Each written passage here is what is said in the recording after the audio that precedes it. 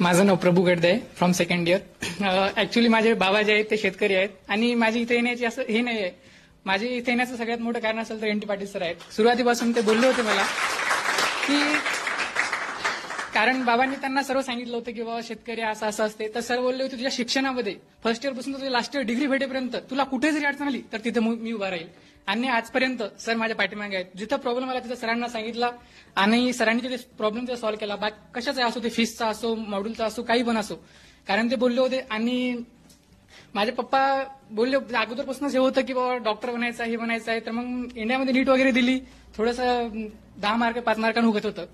आणि मग सरांसोबत कॉन्टॅक्ट केला आणि पप्पा बोलले होते सरांना जे फी आपलं बाबा तेवढं हे नाही, शेतकरी एक वेळेसच आपलं फीस भरण्याचे होते. तर सर बोलले होते फी तुझं काहीच होणार नाही फीसाठी. मी जिथं तुला फीस येईल काही तर तिथे मी तुझी अडचण सॉल्व्ह करेल. आणि अभ्यास करायचं सांगितलं तर मला असं वाटतं की म्हणजे अभ्यास तुला असं वाटलं मस्ती करावं हे करावं की पप्पा दिसतात शेतामध्ये सकाळी 9 वाजता जातात आणि संध्याकाळपर्यंत काम करतात उन्हामध्ये तानामध्ये. तर मला इथं एसी मध्ये बसून अभ्यास करायला काही प्रॉब्लेमच नाही ना. ज्या दिवशी असं वाटतं की बाबा आज रेस्ट करावं, इथे फिरावं, काही आगाऊ काम करावं, तर तेव्हा पप्पाचा चेहरा आठवतो की पप्पा शेतात काम करायला गेले.